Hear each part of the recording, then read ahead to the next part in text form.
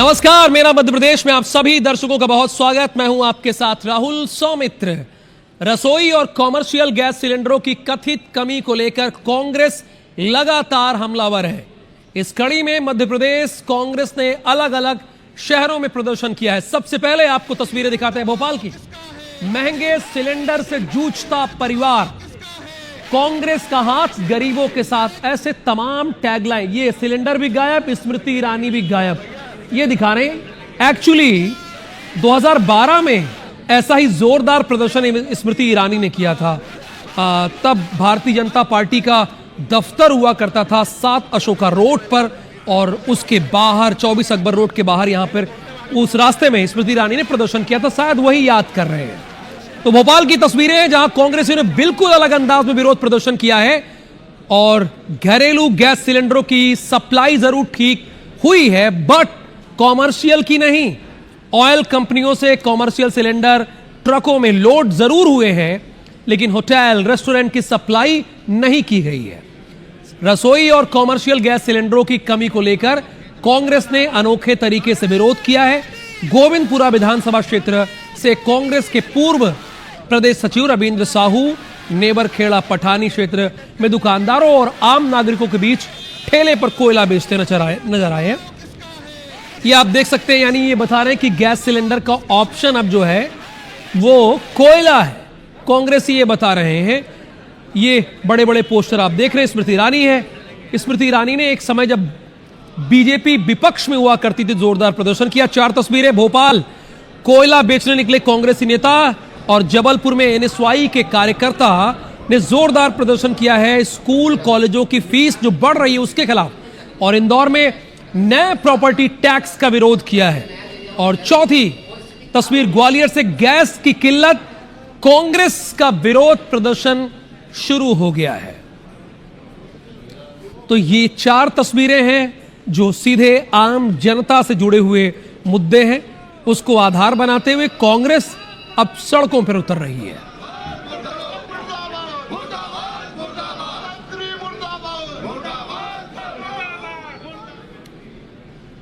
जबलपुर में एक विधवा महिला के साथ अपहरण करके सामूहिक दुष्कर्म की वारदात को अंजाम दिया गया है। जानकारी के मुताबिक पीड़िता भेड़ाघाट बाईपास से पैदल अपने घर की ओर जा रही थी, तभी उसके ही पड़ोस में रहने वाले 2 युवक उसे छोड़ने का झांसा देकर अपने साथ ले गए। दोनों युवक महिला को जबरन मझौली थाना क्षेत्र के नेगई गांव के पास एक तालाब किनारे ले गए, जहां उसके साथ बारी बारी से दुष्कर्म किया गया। घटना को अंजाम देने के बाद आरोपी पीड़िता को पाटन बाईपास पर छोड़कर फरार हो गए और किसी को बताने पर जान से मारने की धमकी दी। लेकिन महिला डरी नहीं और मामले की शिकायत पुलिस से की। शिकायत के आधार पर मझौली पुलिस ने दोनों आरोपियों को गिरफ्तार भी कर लिया है। एक स्विफ्ट सफेद कार में 2 लोग मिले, जिसको उसके पड़ोस में वो लोग आते थे इसलिए उनको जानती थी। उनका नाम संजू और दीपक था। उन लोगों ने चलो आपको घर छोड़ देते हैं करके उसको कार में बिठा लिया और उसको नेगई में तालाब में ले जाकर बारी बारी से उनने उनके साथ दुष्कर्म किया और बाद में हाकी से उसके सिर पर मार भी दिया, जिससे उसको खून बहने लगा। बाद में अपने भाई को सूचना देकर डायल 112 के सहयोग से वो थाने पहुंची और इन दोनों के खिलाफ दुष्कर्म का रिपोर्ट दर्ज किया गया। इनकी तत्काल सर्चिंग की गई और संजू और दीपक को हिरासत में ले लिया गया। मोहन कैबिनेट की बैठक शुरू हुई है। मंत्रालय में कैबिनेट की बैठक हो रही है। सीएम डॉक्टर मोहन यादव की अध्यक्षता में बैठक हो रही है। कई अहम प्रस्तावों पर चर्चा हो रही है। मोहन कैबिनेट की बैठक शुरू हुई है, मंत्रालय में बैठक हो रही है। स्वाभाविक सी बात है, ये सीएम मोहन यादव की अध्यक्षता में तो बैठक होगी चूंकि मुख्यमंत्री है। कई अहम प्रस्तावों पर चर्चा भी हो रही है।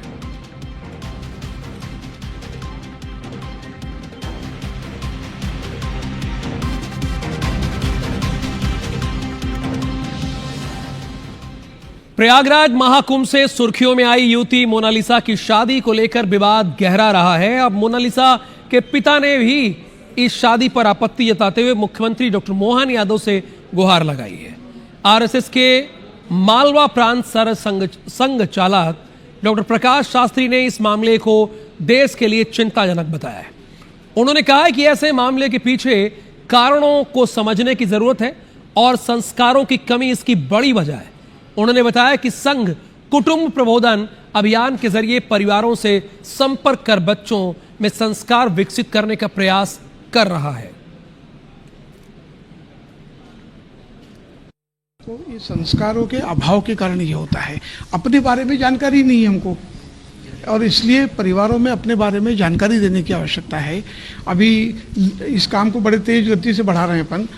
कुटुंब प्रबोधन की व्यवस्था में 1,25,000 कुटुंब मित्र बने हैं, और प्रत्येक कुटुंब मित्र से ये अपेक्षा है कि 10-10 परिवारों में संपर्क करें और वहाँ पर इस बारे में जागरूक करें।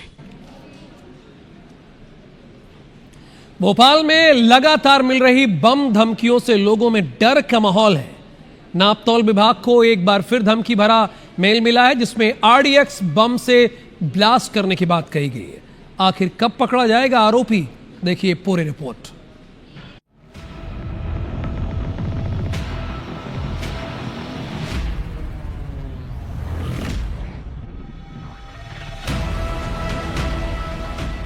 एमपी की राजधानी भोपाल में लोगों में डर का माहौल है। नापतौल विभाग को लगातार दूसरे दिन धमकी भरा मेल मिला। मेल में आरडीएक्स बम ब्लास्ट करने की धमकी दी गई। इतना ही नहीं, पाकिस्तान ड्रोन के जरिए 4 आरडीएक्स बम प्लांट करने का भी जिक्र किया गया है। इससे पहले पीपुल्स मॉल और एम्स अस्पताल को भी इसी तरह की धमकियां मिल चुकी हैं। लगातार मिल रही धमकियों के बाद पुलिस और प्रशासन अलर्ट मोड पर है। बम स्क्वाड और डॉग स्क्वाड की टीम ने मौके पर पहुंचकर पूरे इलाके की सघन तलाशी ली। हाल जाना। पिछले कुछ दिनों से बॉम्ब ब्लास्ट की धमकियां मेल के माध्यम से मिल रही हैं। कल नापतौल विभाग में धमकी मिली थी और आज फिर से नापतौल विभाग में आरडीएक्स ब्लास्ट की धमकी दी गई है। इस वक्त हम मौके पर मौजूद हैं और यहाँ पर जो टीम है बॉम्ब डॉग स्क्वाड की टीम है, बॉम्ब स्क्वाड की टीम है, वो नापतौल विभाग में उन्होंने कर्मचारियों को बाहर निकाल दिया है और सभी जगह चेकिंग जो है वो चल रही है। आप देख सकते हैं कि यहाँ पर पूरे विभाग को जो है वो खाली करा दिया गया है। यहाँ पर डॉग स्क्वाड की टीम मौजूद है, बॉम्ब स्क्वाड की जो टीम है वो मौके पर मौजूद है और यहाँ पर चेकिंग की जा रही। तो वहीं लगातार मिल रही धमकियों से शहरवासी और कर्मचारियों में भय का माहौल है। वातावरण वही रहा, एकदम दहशत व्याप्त हो गई थी। कर्मचारियों ने 1 बजे के बाद काम शुरू कर दिया था और आज 2 बजे का दिया और कल की पुलिस की कार्रवाई का विवरण भी उसमें है। तो ये भोपाल में जो लगातार ये 6वीं 7वीं ऐसा है जो धमकियां दी जा रही हैं। पुलिस कमिश्नर का कहना है कि जल्द ही आरोपी पुलिस की गिरफ्त में होगा।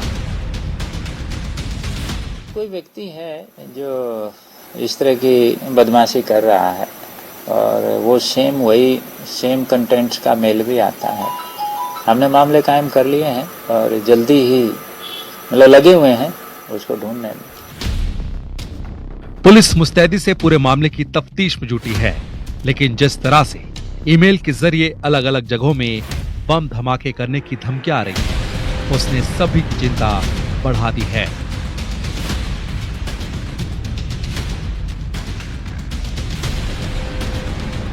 तो वहीं सोमवार को जबलपुर जिला अदालत में सीजीएम कोर्ट के पास तेज आवाज के साथ हुए धमाके के चलते अदालत परिसर में अफरा तफरी मच गई थी।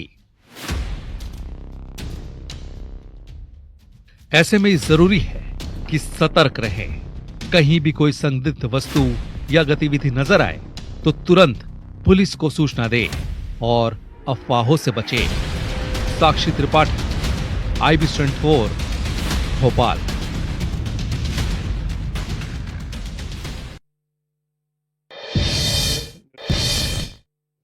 वो आम आदमी के विकास के लिए हम आगे बढ़ेंगे, यह शुभकामनाएं प्रेषित की।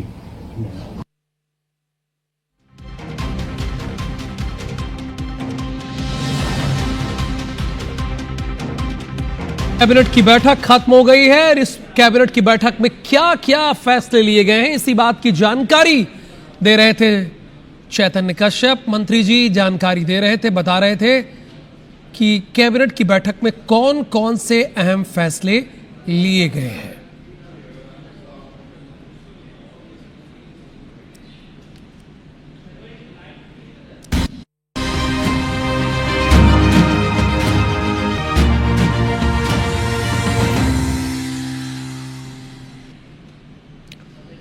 उज्जैन में आयोजित कार्यक्रम के दौरान राज्यपाल मंगू भाई पटेल के मुख्य आतिथ्य और सीएम डॉक्टर मोहन यादव की अध्यक्षता में 663 करोड़ के विकास कार्यों का भूमि पूजन किया गया। कार्यक्रम में 77 करोड़ 14 लाख की लागत से गीता भवन और 30 करोड़ 68 लाख की लागत से विक्रम नगर रेलवे और ओवरब्रिज का भूमि पूजन किया गया।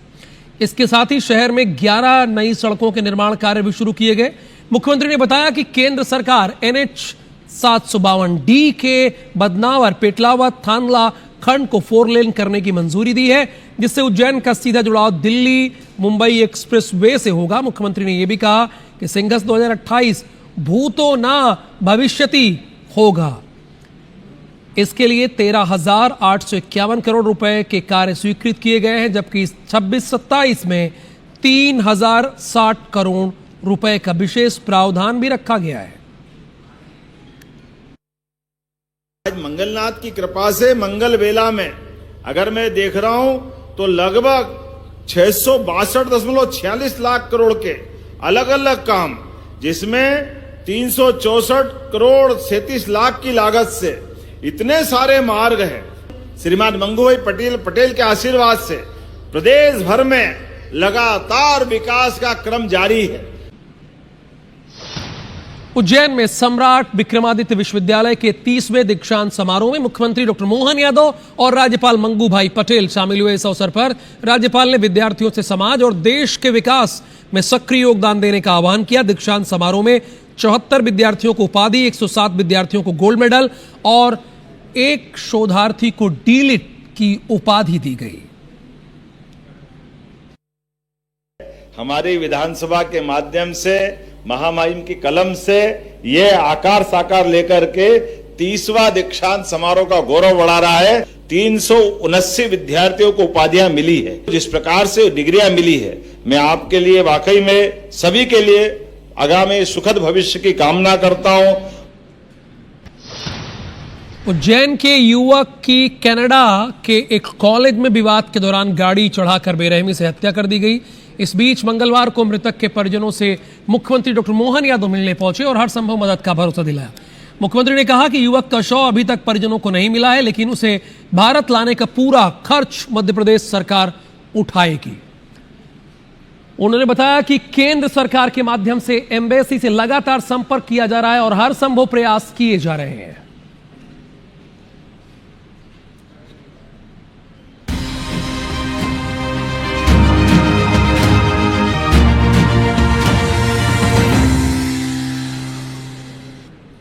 अश्लीलता अनलिमिटेड है। यहां जो पीछे आपको दिख रहे हैं, मैं बता रहा हूं पूरी स्टोरी।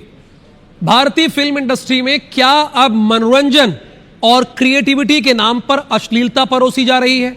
यह सवाल हम इसलिए उठा रहे हैं क्योंकि फिल्म केडी द डेविल संजय दत्त और नोरा फतेही पर फिल्माया गया गाना सर के चुनर तेरी सर के, ये बोल है, ये गाने के बोल है, रिलीज होते ही विवादों के भंवर में फंस गई है।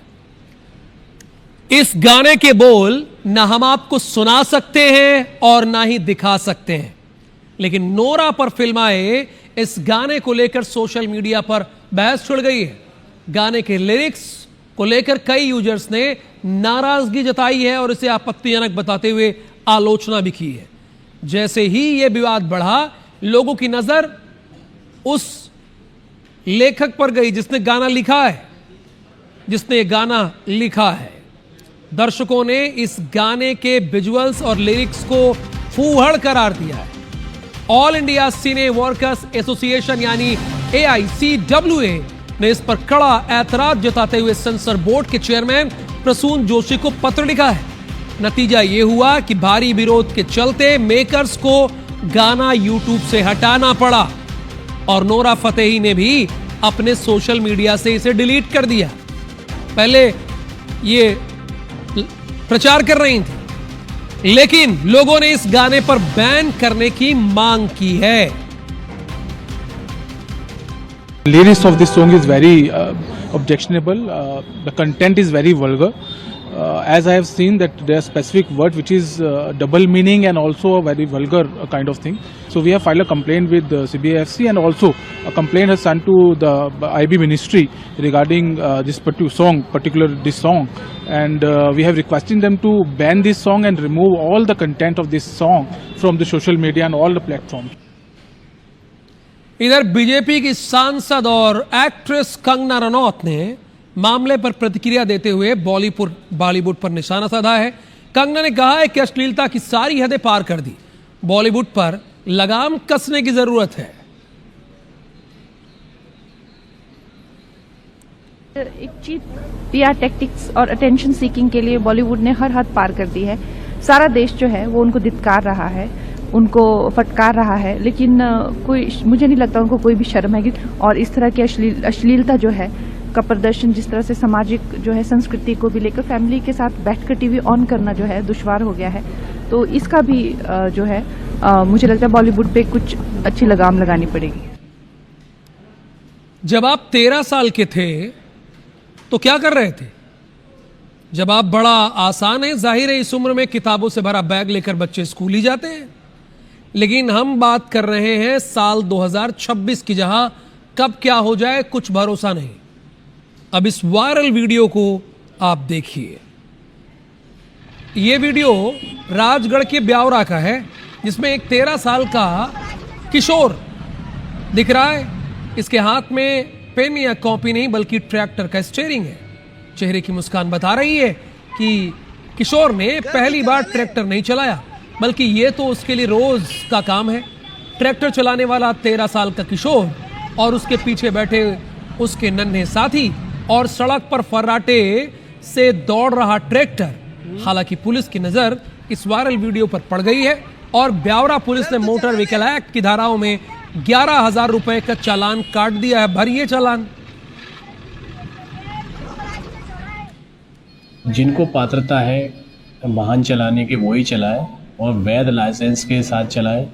मैं आपके माध्यम के चैनल के माध्यम से ये कहना चाहूँगा कि कोई भी नाबालिग बच्चों को किसी भी प्रकार का वाहन चलाने के लिए ना दिया जाए, और यदि इस प्रकार से चलाते हुए कोई पाया जाएगा तो पुलिस फिर सख्ती से जो वाहन मालिक है उसके विरुद्ध चालानी कार्रवाई करेगी। अब सवाल यह है कि 13 साल का किशोर ट्रैक्टर कैसे चला सकता है? गंभीर विषय यह है कि माता पिता आखिर क्यों अपने नाबालिग बच्चों को वाहन चलाने की अनुमति देते हैं? क्या ये अंधा प्यार है या फिर लापरवाही? वैसे ये है लापरवाही।